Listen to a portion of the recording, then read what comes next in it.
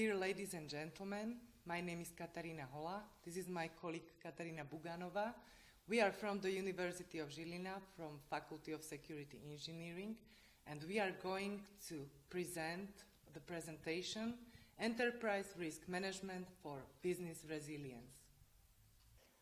The success of enterprises depends on their ability to adapt to varying conditions and unstable conditions in business environment where they do their business. Risks arising from the instability of the business environment represent potential sources of crisis for enterprises that often lead to the destruction of the business.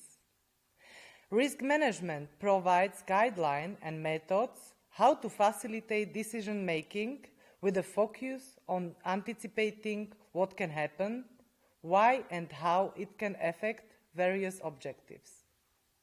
Implementation of risk management is carried out by systematic applying of policies, practices, and resources to assessment, management, and control of risk, focusing on the security of business continuity, in particular orientation on the achievement of business objectives. Risk management in enterprises should be implemented as an integrated system with clearly defined objectives, transparent structure, and given procedures. And what is the scope of the business resilience? The business resilience, as a support growth and protect the business, should be divided into 5 elements. The first one is enterprise risk management, then it is security and fraud control, then is insurance, crisis management, and business continuity. Risk management and business resilience. In the area of risk management, the resilience collaborates with business units to identify, review, and propose actions and mitigation plans to address risk arising from business activities.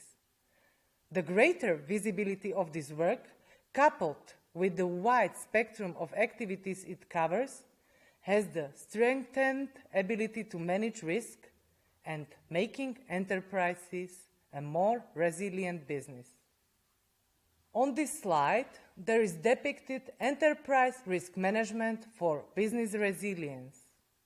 On the left side, you can see senior management and the board, which is defined by 3 activities. Then it's depicted risk management framework. Risk management framework should be divided in several steps. The first one is risk identification, then is risk analysis and evaluation, then is risk treatment, and then risk register. Risk ownership is also represented by 3 activities which are depicted on this picture. Then goes risk review and communications and reporting. And all of these issues derives to business financial resilience. Enterprise risk management process is enhanced to improve understanding of risks and opportunities and adapt to business response based on experience and changing circumstances. Work team utilize internal and external risk radar to detect changes in operating environment, which allows to work proactively to minimize exposures and leverage opportunities. This also gives enterprise the ability to respond rapidly and decisively to an emerging crisis. This picture shows risk management process in the enterprise. It is related to ISO 31000. The definition of risk management process is defined as a systematic application of policy management, procedures and practices in communications, consultation, establishing the context, identification, analysis, evaluation, processing, monitoring, and review of the risk. The first step, establishing the context, it is necessary to define external risk of risk management on the environment of organization. What is, for example, in relation to external political, economic and social, technical and cultural environment, opportunities and threats. The second step is to define internal risks, links of management within the company. For example, in relation to corporate culture, organizational structure, use of resources, objectives, and strategies. Then goes specify structure and internal risk management framework, defining objectives, strategy, content, and parameters of company activities, which the process of risk management is applied to. Then define the roles and responsibilities of individual organizational components of company within the risk management system. The last step is establishing criteria for the risk assessment of level of the risk in the company. This picture shows selected methods and techniques of analysis of external and internal environment of the company. You can see that methods and techniques should be divided into three groups. The first one is analysis of external environment. It is, for example, step analysis. Then goes analysis of internal environment. What is, for example, analysis of resources. And then goes analysis of external and internal environment. What is, for example, well-known SWOT analysis. Then goes the second step, what is risk assessment. The standard ISO 31000 tells about risk assessment as a summary process of identification, analyzing, and risk assessing. Risk assessment in enterprises has great importance because if the enterprise doesn't know or is unable to name and evaluate their risks, it exposes itself, their employees, customers, and partners at risk of failure, of losses in various forms. The method used in various phases, like identification, analysis, and evaluation, are really usually useful at several phases associated in the risk assessment process, and they cannot be completely separated. The objective of risk identification is to identify and define the key risks at all levels of management. Top management sometimes focuses mainly on significant market changes, customers, competitors, legislation.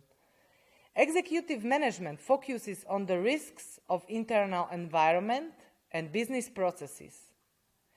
Identifying the risk, we can say it, factors or risk sources, must be approached methodologically in order to analyze all relevant business activities and identify the risks arising from them. The phase of identification is based mainly on knowledge, experience, and intuition of managers and has a significantly creative character. The result is written a list of potential risks, the risk catalog. Risk catalogs provide an overview of the risks or risk sources or enterprise risk activities. On this picture, you can see an overview of recommended methods and techniques for risk identification. First of all, we should mention technique of environment analysis, vulnerability analysis, financial analysis, and SWOT analysis. Methods and techniques for obtaining information is, for example, well-known brainstorming, Delphi technique, nominal group technique, structural talks, and discussion with the experts. Structure instruments should be followed or should be done by flowcharts, system analysis, case studies, modeling, and others. Risk catalogs or registers provide exhaustive overview about potential risk factors or company risks or their activities, control risk, and checking tables. Clearly define formal description of situation, uses for the identification of a risk at the strategic level, and to define general processes. The objective is to describe the situation and say, what if happens? Combine sources of information applies mostly in situations with limited resources, or if it is necessary to increase the efficiency of outcomes. Multi-level identifications implements in a number of consecutive steps. The next step of risk management process is risk analysis. When analyzing the risk, there are assessed sources of risk, existing measures, and analyzed risks in terms of consequences. There is taken into account a set of potential consequences and possibilities that these effects occur. Consequence and probability are combined to give the level of risk or rate of risk. For example, significance and or importance. According to the depth of processing analysis, available information, and the purpose for which the output of the risk analysis has to be used, it is therefore possible to apply quantitative, semi-quantitative, and qualitative analysis and combination thereof. In terms of orientation, risk analysis can be classified as analysis of the effectiveness of existing controls, then analysis of consequences, analysis of the probability of occurrence, and then analysis of uncertainty and sensitivity. Level of risk is a numeric value or a function that describes the relationship of probability of occurrence or development of negative phenomenon and severity of the consequences of negative phenomenon that may arise as a result of the risks involved. Mathematical formulation of risk is based on a number of factors entering the calculation of the degree of risk. On this picture, you can see formulation of risk. P is multiplied by n, and the second formulation is function of the risk. P expresses the probability of a negative phenomenon, n expresses the seriousness of its consequences, V expresses the significance of the threat represented by the risk involved, S expresses different types of consequences or scenarios for the origin and course of negative phenomenon. Another way is considering the vulnerability of the company and the value of distressed assets. There, in this formula, you can see the P is multiplied by Z and multiplied by A. A represents the value of assets, for example, brand, customers, contracts, equipment, something that represents value for the enterprise to be protected. Z is vulnerability of the company. It is, for example, the set of circumstances that allow negative phenomenon affecting assets. It's, for example, departure of chief executive, inadequate security system, absence of risk management, etc. The combination of these parameters does not mean in practice only mathematical operation of the product. It is also called Cartesian product, an ordered pair of elements. In the case of Cartesian product, besides P and N, it is not possible to take into account time exposure and the possibility of prevention or protective resources, depending on the available information. This approach takes into account that, for example, if the value of the probability and consequences will take values 1 and 3, then you can see both calculation on the screen. In a difference, whether there is a high probability of negative phenomenon with negligible consequences on the enterprise, in this case it is not necessary to perform risk reduction measures, or there are devastating consequences of negative event with a low value of probability. In this case, it is necessary to insure against such a risk. On this slide, you can see several methods and techniques which are used for risk analysis. On the left side, there is the name of the method, and on the right side, there is the characterization of the method.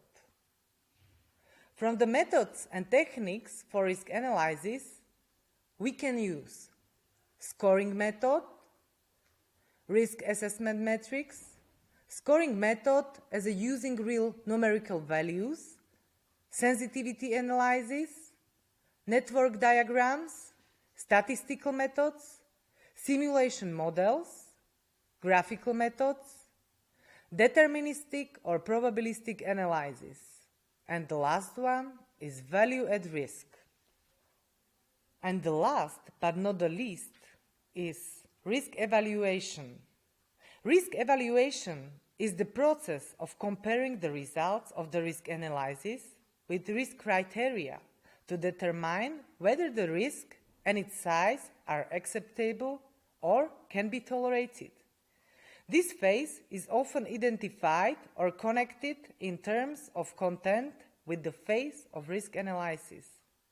In this case, the level of risk is determined by means of selected methods in the evaluation phase. The second approach, which is also mentioned in standard ISO 31000, describes this phase as a process aimed at prioritizing risks based on the risk evaluated in the previous phase of risk analysis. The risk evaluation, in this sense, is identical with the concept of the evaluation of risk. Acceptability of risk should be based on generally accepted principles such as ALARP principles, what means as low as reasonably practicable, which is also a part of ISO 31000. So what is the level of risk according to the ALARP principle is depicted on this slide. First of all, we need to say that ALARP is the principle of reducing risks to as low as it's reasonably practicable, that the cost of further risk reduction would be disproportionate to the benefits of the implementation of these measures. The higher the level of risk, the more you can expect that more effort to reduce it is made. According to the ALARP principle, the risk may be divided into 3 regions in terms of the economic acceptability. The first one is region high, about which the risks are unacceptable and must not occur except in emergency situation. The second one is medium region. the area between the boundaries where there are risks that already cannot be reduced by standard approaches. And the third one is region law, below which risks are acceptable. There is no need to intervene actively, and the risk can be just monitored. In the context of risk evaluation and subsequent measures on risk management, there are recognized the following types of risks. The first one is inherent risk, the second one is residual risk, and the third one is target risk. Inherent risk, level of risk if there are not implemented any measures for risk treatment in the company. Residual risk is current level of recorded risk, and target risk is target state which does not require any activities to address it because the risk is acceptable. On this slide, you can see attitude or relation of manager, management or the company to the risk. This attitude is influenced by their personal characteristics and experiences from the past. It is also influenced by the enterprise management system, for example, willingness to risk stimulates goods motivation system, tolerance of minor failures, etc. Managers may have risk aversion, risk-taking, and neutral attitude to risk. The risk aversion should be characterized as a try to avoid risky activities and look up low-risk projects with high probability lead to the achievement of outcomes that are acceptable to them. Risk-taking, in this case, on the contrary, look up risky activities and projects that are likely to deliver very good results but are associated with a great risk of negative impacts or losses. Neutral attitude to risk or risk neutrality becomes when the aversions and inclinations to risks are in balance. If we are talking about risk capacity and risk appetite, we are talking about indicators affecting risk evaluation to be taken into account already in the implementation of risk management are risky capacities and the size of tolerated risks. So, we can characterize the risk capacity, what is usually expressed as the highest financial loss that the company is able to survive, the size of such losses which still does not affect its existence, and the risk appetite, what is the size of tolerated risk, represents the total amount of risk in which there must be achieved the defined objective or the profit of the company. The next phase of risk management process is risk treatment.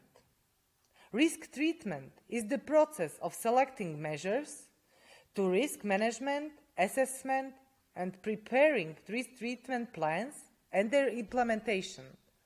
The efficiency of measures is expressed in the terms with which the risk will be eliminated or reduced by introducing the proposed control measure. The costs of introducing measures should be qualified as accurately as possible because they are a basic measure to assess the financial performance and efficiency of measures. In the vast majority, we cannot talk about minimizing business risks because the higher the risk, the higher the possibility of potential profit and vice versa, but its reduction to a certain economically acceptable level. Therefore, the business activity remains to some extent still risky. On this slide, you can see the basic procedures and methods of risk treatment. The first one is risk retention, which is adoption or risk acceptance, is the most common method of risk management and is mostly used in this second phase.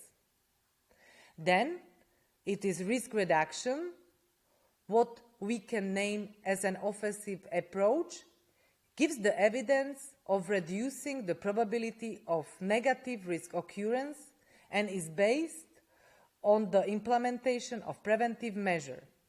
The second approach in risk reduction is defensive approach, which consists of reducing the severity of the risk consequences and measures exposed.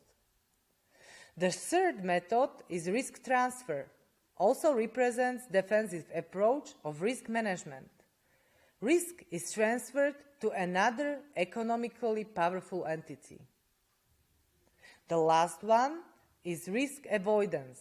Basic procedures and methods of risk treatment are as follows. The first one is risk retention. The second one is risk reduction. Then goes risk transfer. And last one is risk avoidance. Risk and effectiveness of measures introduced must be monitored to ensure that changing circumstances do not change priority risks. Permanent monitoring is important that the management plan is still valid. Factors that may affect the probability of risk occurrence and consequences may change, as well as factors that affect the appropriateness of the measures of risk treatment or costs. Therefore, it is important to continuously and periodically update the data monitored. Review is based on the monitoring of the operation of the various phases of risk management in order to ensure the highest efficiency of the risk management process. There should be recorded assumptions, methods, data sources, analyses, results, and reasons for the decision in each phase. The last step of risk treatment process is communication and consultation. Communication and consultation are a two-way dialogue between stakeholders and so-called stakeholders. The opinions of interested groups have a great influence on decision-making and overall success of the entire risk management process. Therefore, it is important to identify perception of risk, record and include in the decision-making process. Communication and consultation help to determine the context in the process of risk management for the identification of a wide range of risks.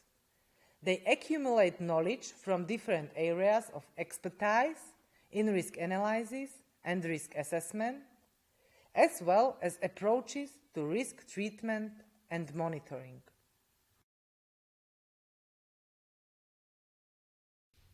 Thank you for your attention, and we hope that you enjoyed that.